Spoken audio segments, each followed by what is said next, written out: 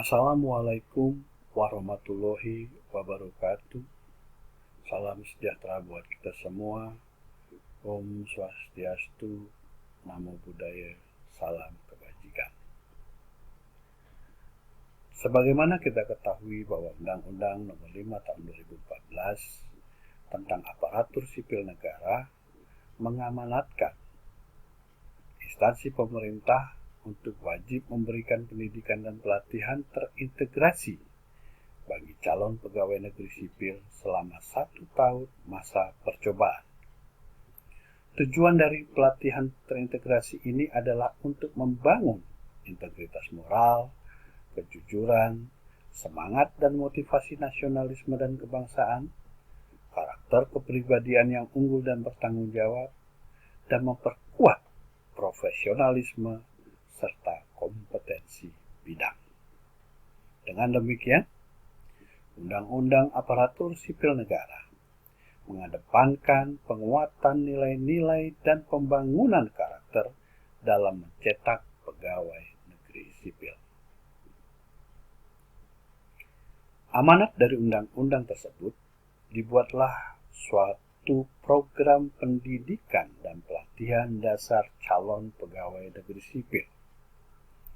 Penyelenggaraan program ini diatur dalam pedoman penyelenggaraan pelatihan yang tertuang dalam Peraturan Lembaga Administrasi Negara Nomor 12 Tahun 2018 tentang pelatihan dasar calon pegawai negeri sipil.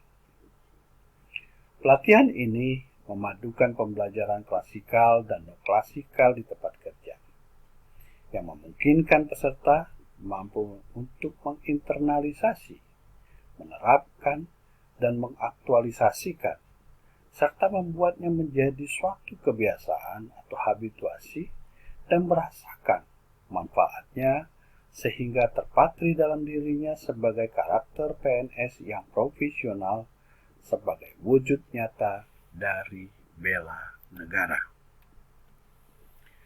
Selamat datang di kelas wawasan kebangsaan dan nilai-nilai bela negara.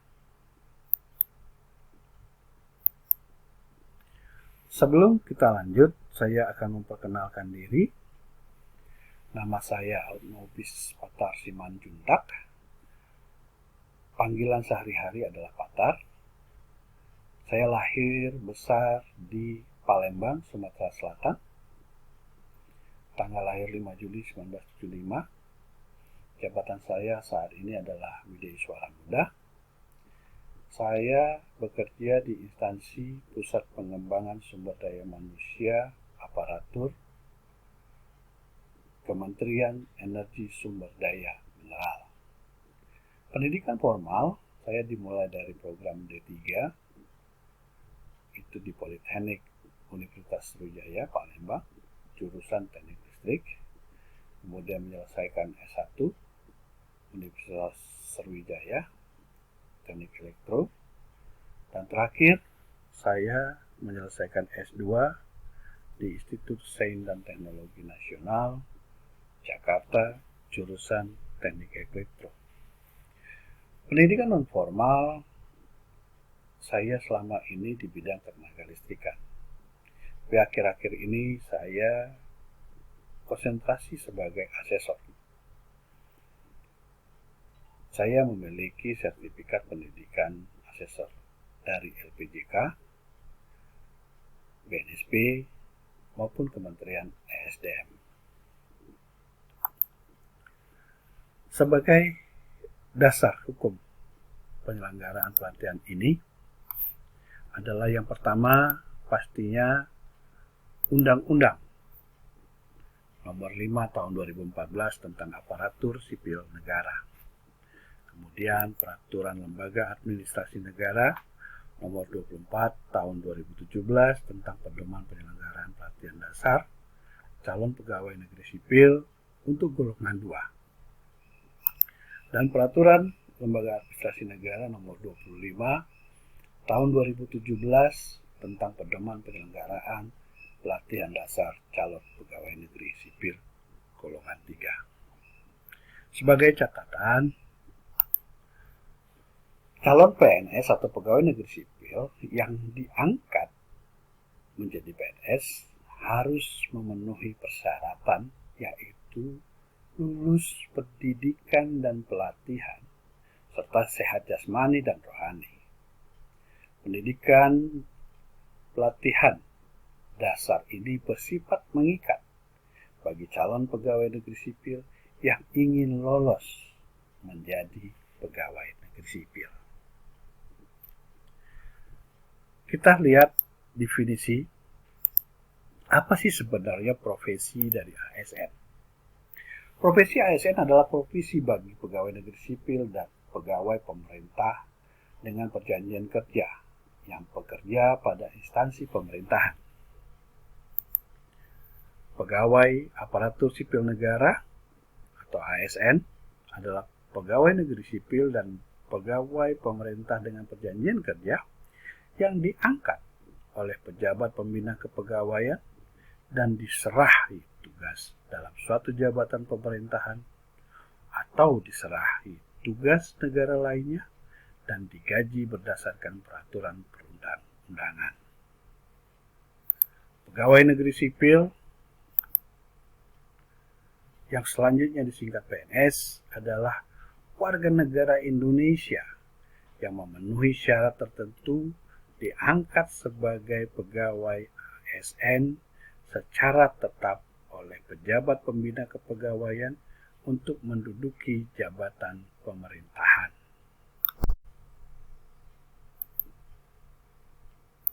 Apa sih fungsi daripada ASN tersebut? Pertama adalah pelaksana kebijakan publik. Yang kedua adalah pelayan publik. Dan yang ketiga adalah perekat dan pemersatu bangsa. Kemudian tugasnya apa? Tugasnya adalah melaksanakan kebijakan publik yang dibuat oleh pejabat pembina kepegawaian sesuai dengan ketentuan peraturan perundang-undangan, memberikan pelayanan publik yang profesional dan berkualitas, mempererat persatuan dan kesatuan negara, Kesatuan Republik Indonesia.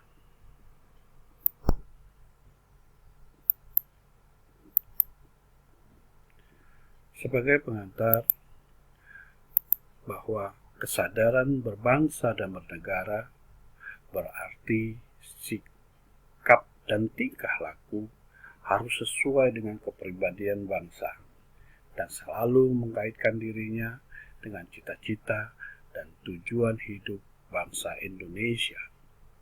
Hal ini sesuai amanah yang ada dalam pembukaan Undang-Undang Dasar tahun 1945.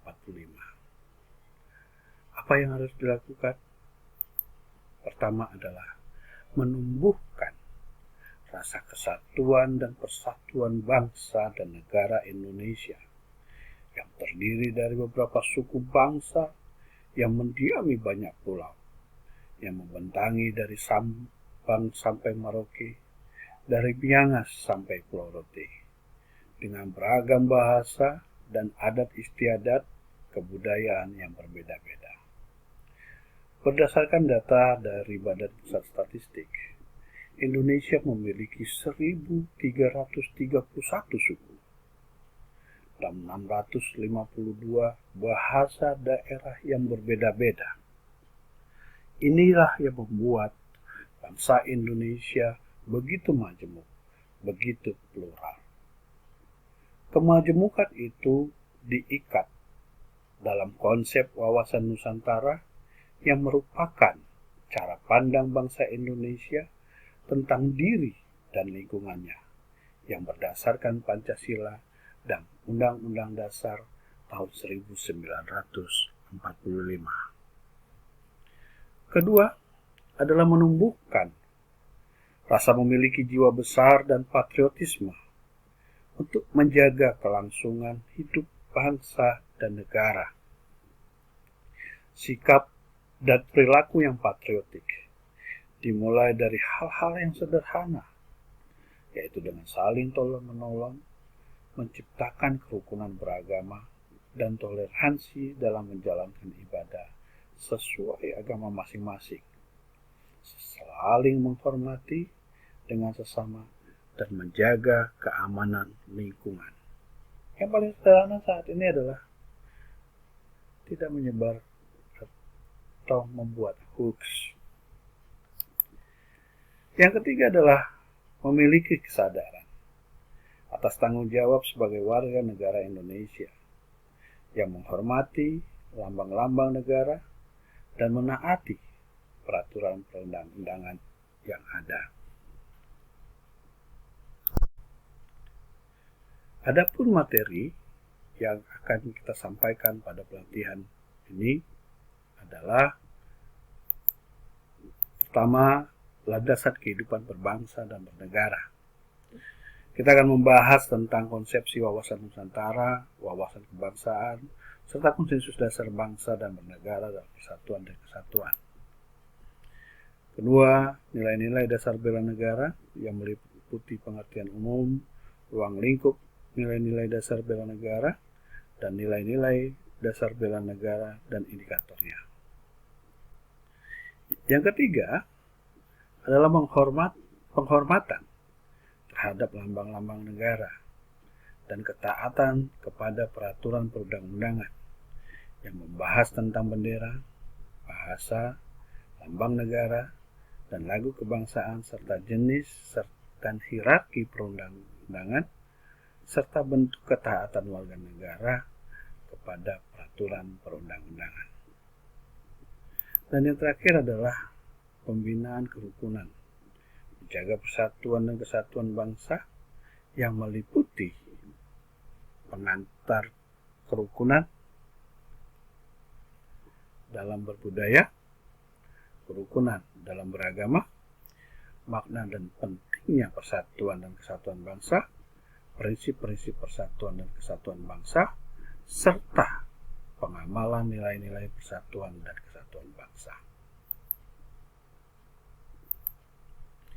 Indikator keberhasilan adalah diharapkan nanti peserta dapat mampu menjelaskan landasan kehidupan berbangsa dan bernegara, mampu menjelaskan nilai-nilai dasar bela negara, mampu menjelaskan penghormatan terhadap lambang-lambang negara dan ketaatan kepada peraturan perundang-undangan, dan mampu menjelaskan pembinaan kerukunan, menjaga persatuan dan persatuan bangsa. Adapun kegiatan ini akan kita bagi di dalam beberapa tahapan. Yang pertama adalah kita akan memperkenalkan landasan kehidupan berbangsa dan bernegara, 45 menit pertama. Kemudian peserta akan diskusi antar peserta. Selanjutnya, 45 menit ketiga adalah bentuk negara kesatuan, makna kesatuan, dan lambang-lambang negara. 45 menit keempat, peserta kembali diskusi. 45 menit yang kelima, kami akan menyampaikan peraturan perundang-undangan dan menjaga kerukunan serta membina kesatuan dan persatuan. Dan setelah break, peserta kembali berdiskusi antar peserta. Setiap hasil diskusi, setiap hasil tugas, kami harapkan untuk dikumpul dan semua dokumentasi pada saat Anda diskusi itu tolong diperhatikan dengan baik. Tolong disimpan dan disampaikan kepada panitia karena ini akan merupakan hasil penilaian untuk kelulusan bagi peserta.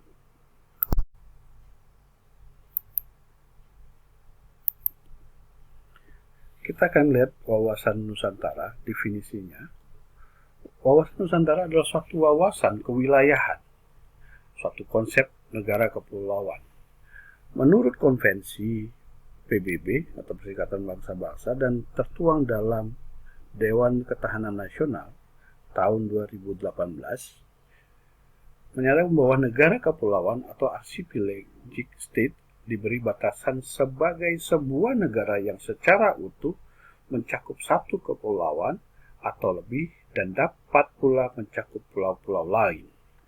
Ini definisi negara kesatuan dan wawasan Nusantara kita.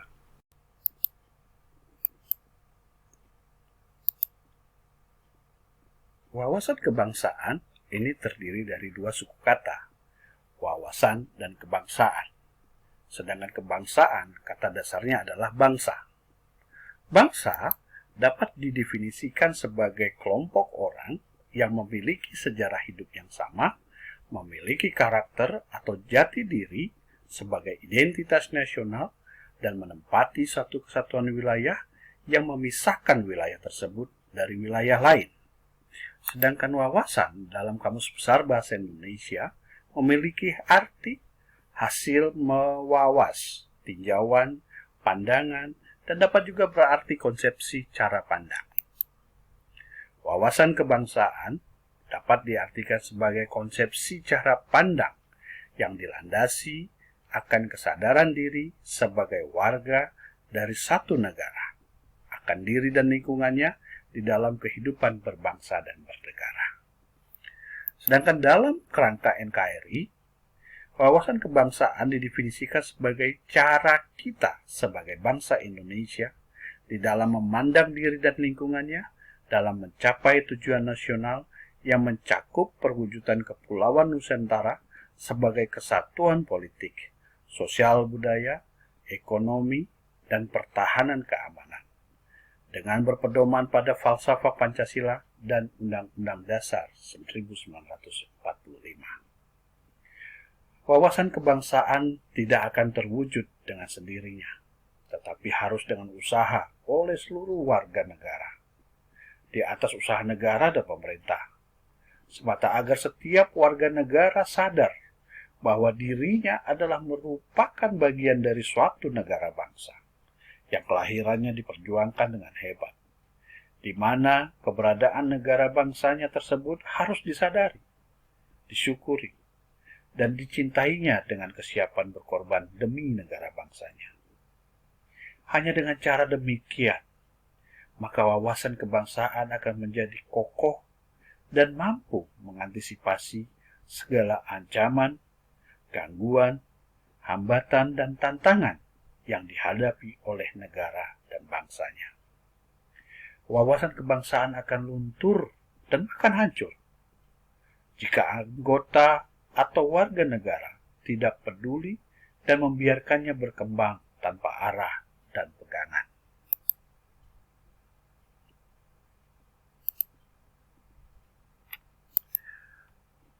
Bangsa Indonesia memiliki sejarah yang begitu panjang. Pertama, dari kerajaan pada abad keempat, itu kerajaan Kutai. Dari sistem kerajaan-kerajaan ini ada yang paling menarik, yaitu pada zaman kerajaan Majapahit pada abad ke-14. Ada dua tokoh yang sangat fenomenal pada saat itu.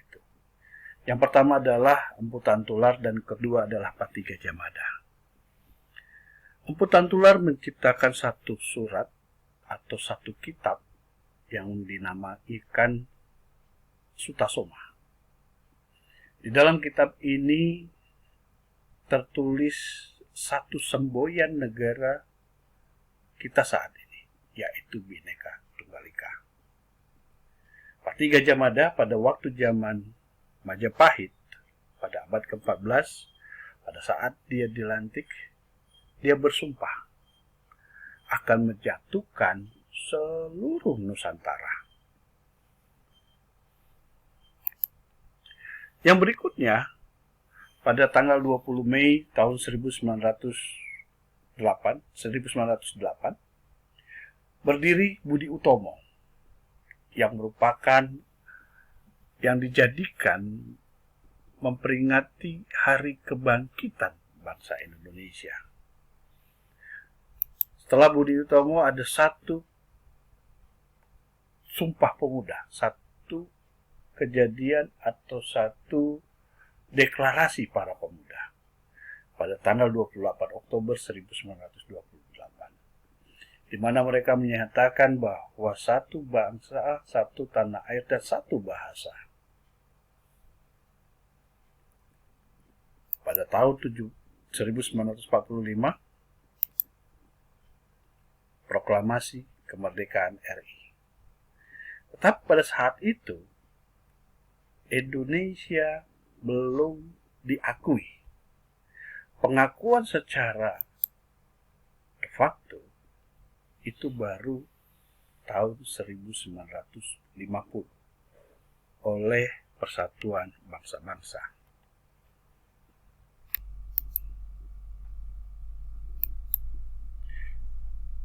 Dalam Konvensi Montevideo tahun 1933 menyatakan ada beberapa unsur sesuatu kelompok itu bisa dinyatakan negara atau bangsa.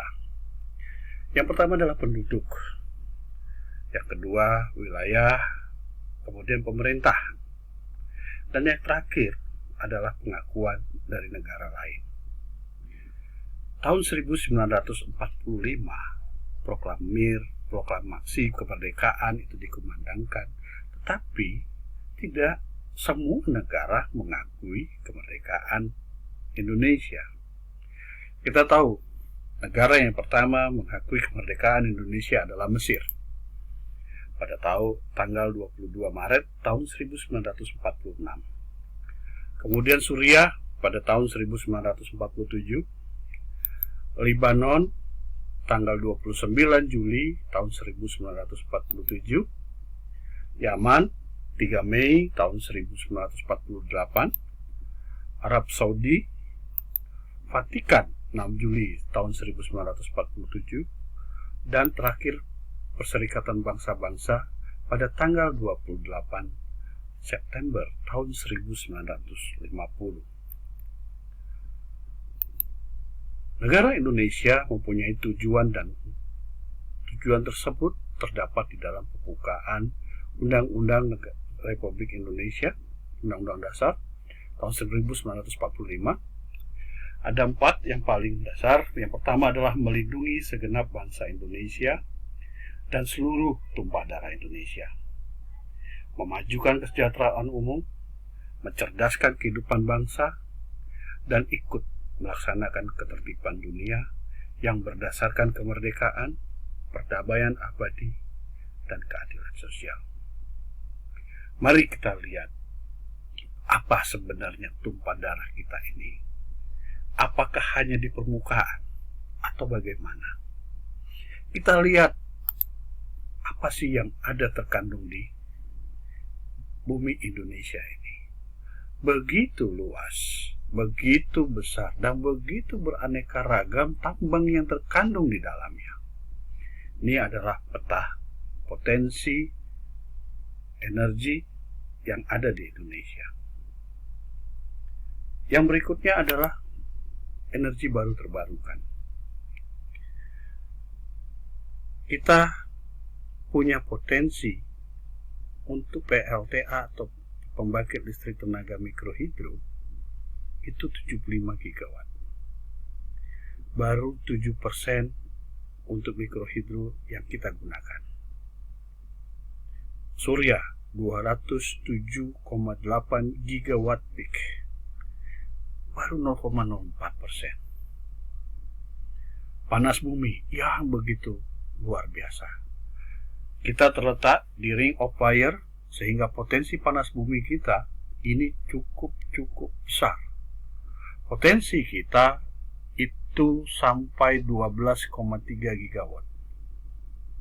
Tetapi kita baru menggunakannya 5,6%. Angin berdasarkan studi itu bisa sampai 60,6 gigawatt. Tapi baru 0,002 yang kita gunakan. Biomas, cangkang kelapa sawit. Kita punya untuk bioenergi 32,6 gigawatt. Untuk bahan bakar nabati itu bisa sampai 200.000. Tetapi untuk cangkang sendiri itu kita baru 5,5% digunakan untuk energi listrik. Baru 1,75 gigawatt. Energi laut sampai saat ini masih studi dan kita belum menggunakan sama sekali. Ini ada data-data energi fosil yang kita punyai. Kemudian perkiraan habis kalau misalnya minyak bumi itu 12 tahun. Gas bumi 33 tahun. Batu bara 82 tahun. Kita punya potensi yang luar biasa. Untuk energi bisa sampai 443,2 gigawatt. Baru 2% dari potensi tersebut yang kita gunakan. Ini adalah sebaran lokasi jenis ikan dari Departemen Perikanan dan Kelautan. Potensi laut Indonesia itu pun luar biasa. Kita bersyukur pada waktu era periode presiden sebelumnya dipimpin satu menteri kelautan yang luar biasa, sehingga dia bisa menjaga ekosistem kelautan. Mari kita dengar apa menurut Iwan Fals negara itu bagaimana.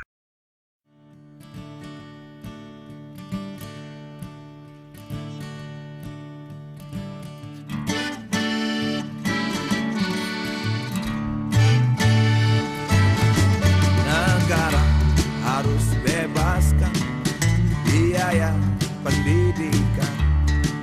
Negara harus bebaskan biaya kesehatan.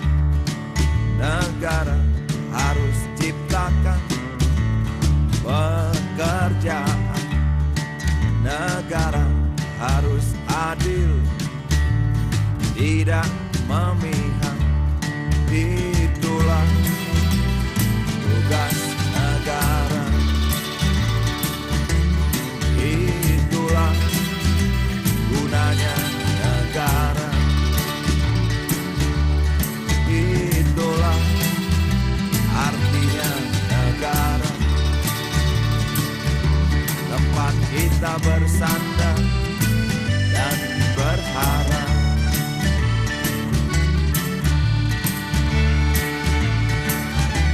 Kenapa tidak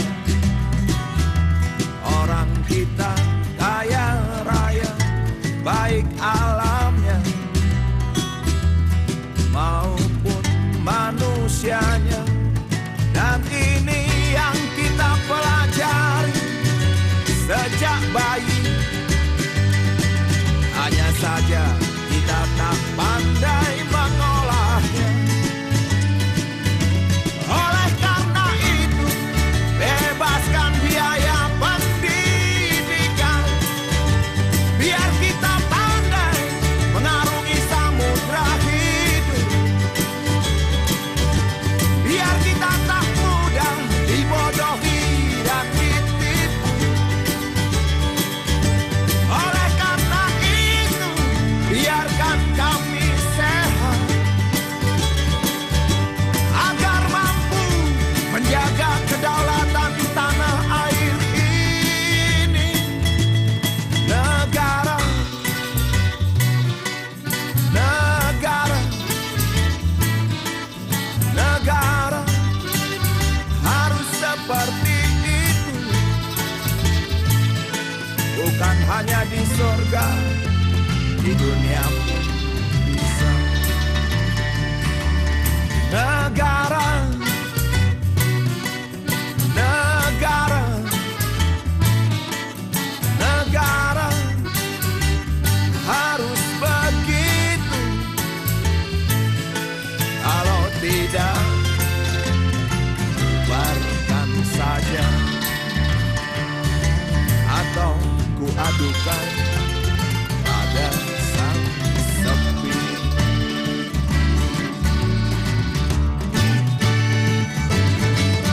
Negara harus berikan rasa aman. Negara harus hormati setiap keyakinan. Negara harus bersahabat dengan alam.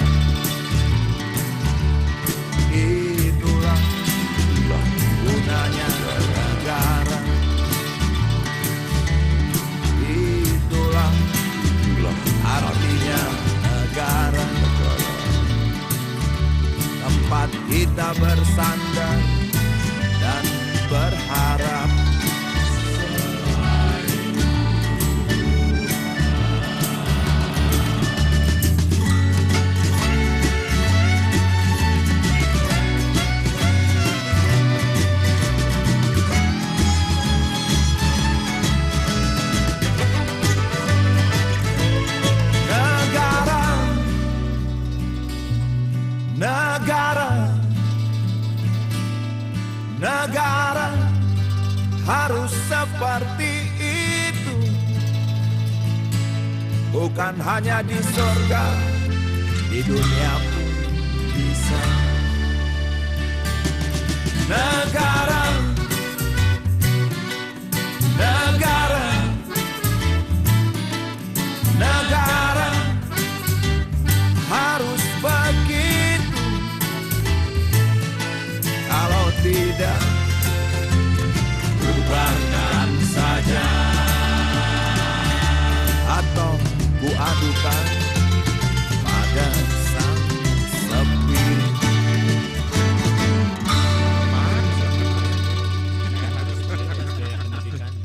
Itu.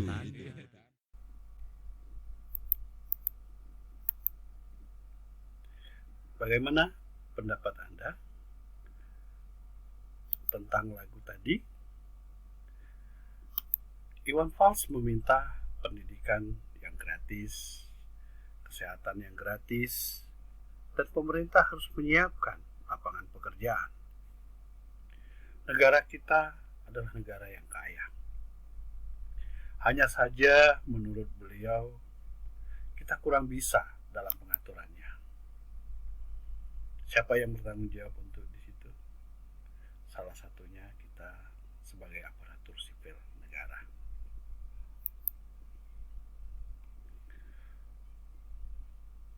Wawasan Nusantara adalah pandangan hidup bangsa Indonesia dalam mendayagunakan konstelasi Indonesia, sejarah dan kondisi sosial budaya untuk mengejawantakan segala dorongan dan rangsangan di dalam usaha mencapai perwujudan aspirasi bangsa dan tujuan nasional.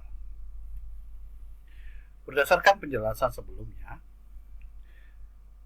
antara wawasan kebangsaan dan wawasan Nusantara, dapat disimpulkan bahwa wawasan kebangsaan sangat identik dengan wawasan Nusantara, yaitu cara pandang bangsa Indonesia dalam mencapai tujuan nasional yang mencakup perwujudan kepulauan Nusantara sebagai kesatuan politik, sosial budaya, ekonomi, dan pertahanan keamanan. Sebagai cara pandang dan sikap bangsa Indonesia, wawasan Nusantara mencerminkan jati diri dan bentuk geografinya dalam kesatuan yang utuh, berdasarkan Pancasila dan Undang-Undang Dasar tahun 1945. Dengan demikian, wawasan Nusantara bukanlah sekedar konsep kewilayahan. Ia adalah cara pandang dan sikap bangsa Indonesia mengenai jati diri, lingkungan geografi, dan sumber dayanya, serta segala potensi fisik dan non-fisik yang terkandung dan lahir dari interaksi elemen-elemen tersebut sebagai elemen kekuatan dan lingkungan strategis nasional dalam satu kesatuan yang utuh berdasarkan Pancasila dan Undang-Undang Dasar tahun 1945. Ada begitu banyak tantangan implementasi wawasan Nusantara.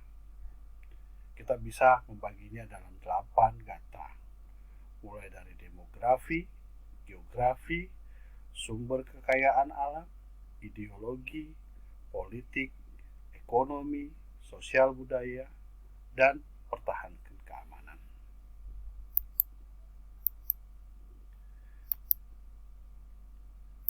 Saya mengharapkan Anda membentuk 8 kelompok, dan masing-masing kelompok silakan berdiskusi dengan menggunakan media apapun, baik WhatsApp, Zoom, Webex, Skype, dan lain-lain. Ini dikarenakan memang kita berada di distance learning. Masing-masing kelompok coba melihat apa yang bisa terjadi pada bidang-bidang di atas. Apa tantangannya? Bagaimana sikap kita selaku ASN untuk menghadapi hal tersebut? Perhatikan, masing-masing kelompok berdiskusi untuk melihat tantangan apa yang bisa terjadi pada bidang-bidang di atas dan bagaimana kita selaku aparatur sipil negara untuk menghadapi hal tersebut. Silakan buat tulisan baik dalam PowerPoint ataupun Microsoft Word dan kirimkan ke patar@esdm.go.id. Saya beri waktu 45 menit untuk Anda mendiskusikan hal tersebut. Jika ada pertanyaan, silahkan diajukan ke 0816 1456 892 atau email ke patar@esdm.go.id. Selamat bekerja. Sampai ketemu di season yang kedua. Saya tunggu hasil diskusinya. Terima kasih.